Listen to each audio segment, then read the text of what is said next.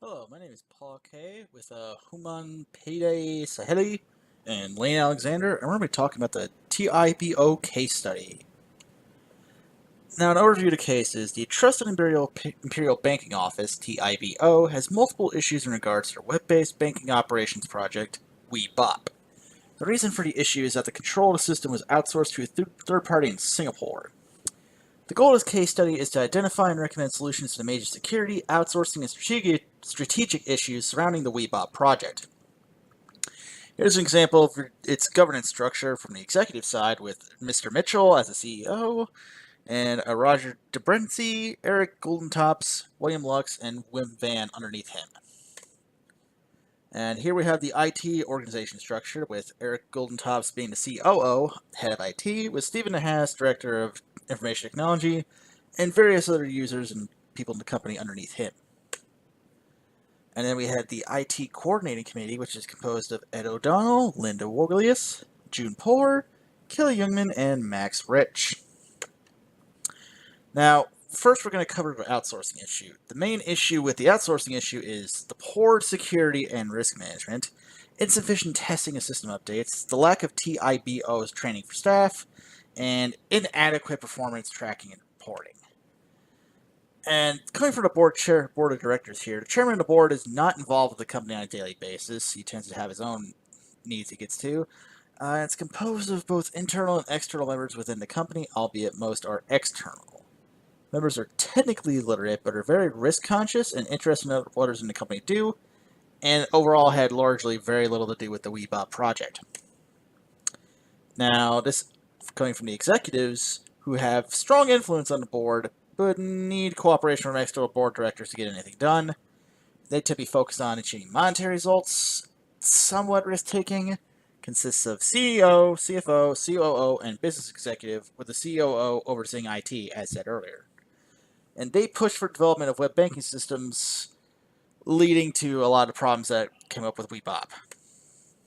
And from IT management, they're very highly technical people, with their goal being to make a mark via WeBop, which they support strongly, fully supports the tight controls over IT, agrees that more cooperation is needed with the business strategy group, albeit they can't really come together and figure out what needs to be done first very well. There's a lot of concern over the aging network infrastructure, especially with the move to e-banking as part of the WeBop problem, and believes that current court system can support the business for years to come. Now, some best practices to help resolve this issue would be to fulfill the stakeholder needs. You need to rectify the outsourcing reporting, as well as have the infrastructure updated for the WeBop project success. They need to cover the enterprise end-to-end by ensuring that the rectification process is approved and informed by every applicable department in the organization, such as IT, the business group earlier, the chairman board, all of them.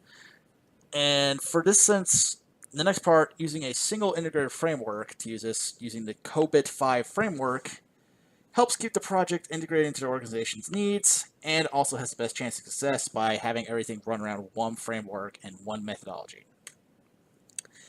And some other best practices that really help solve this problem would be to enable a holistic approach, such as having this holistic approach come in when integrating factors for resolution into WeBop problems can ensure the problems are solved with complete satisfaction to both the customers and the chairman of the board himself.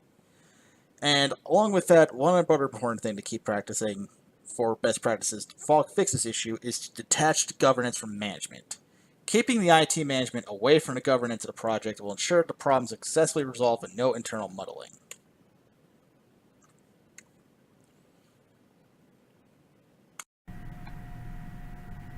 This is Human Payday Saheli, and I'll go over the security issue.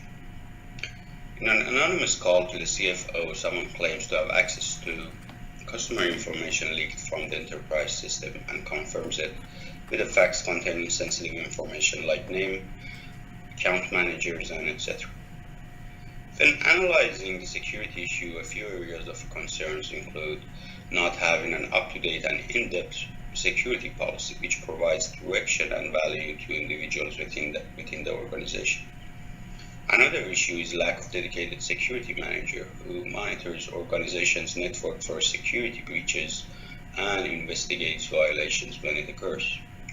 Additional issue is inadequate number of IT security administration personnel, leading to overwhelming workload left to a small group of professionals. These issues lead to relaxed security environments, causing employees having more privilege than they should, and not being able to react to security alarms in a timely manner. We recommend fixing these issues by updating the security policy with an in-depth roles and responsibility of each personnel, and hiring qualified security manager and extra security administration personnel. These changes leads to organization being able to follow the principle of least privilege and separation of duties, and reacting to all alarms and warnings of possible breaches as soon as it happens. Another security issue is the security breach at the third party. We are asked to provide some items to include in the SLA regarding security, since the current SLA is short and inadequate. There are a few items that should be included in the SLA regarding security, which include ensuring all customer data are kept and used on safe and protected environment. Another is to ensure alerting mechanisms are in place and handled efficiently. Additionally, we must ask the third party for effective backup mechanisms in case of data loss. A question is then asked of us of what we think actually happened to allow these data to get into public domain. And most likely information of customers were stolen during the second phase of testing because of insecure web servers. And bypassing the security is much easier when using insecure web servers. Other possibilities are introduction of malicious software during or prior of the second phase testing. A few advice going forward include security must be crucial part of any IT infrastructure, and security policy should always be up to date and with in-depth details on personnel's responsibilities. Additionally, always following security protocols, for example, principle of least privilege and separation of duties, is very important. Also, the organization must always include security measures in the SLA so the third party is held responsible for any security breach. The strategic alignment issue. The question was, why was the CEO not aware of the customer complaints before the report from the ombudsman? How can this be avoided in the future? What governance changes do you propose to solve this problem? Customer complaints are usually handled by lower management and never reach the CEO due to in-place procedure.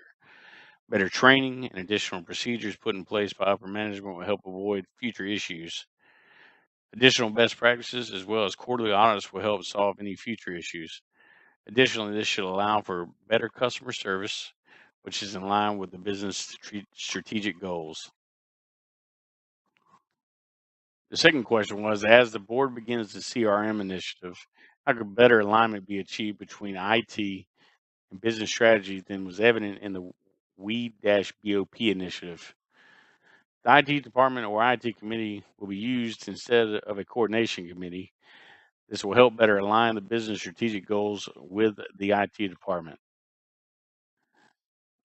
The third question in the strategic alignment issue was analyze the governance implications of how TIBO handled outsourcing from the board of directors, executive, and IT management levels. What would be the best practice to govern outsourcing contracts? Best practices for TIBO to strategically align with this issue are communication, which help desk ticketing system reports will open lines of communication. Organization, TIBO will need to organize positions that best align with the strategic plan. Major change in vision, TIBO will need to have more presence within the strategic plan. And last, IT governance edition. IT department or IT committee will be added to the business strategy group to guide the strategic plan with IT needs.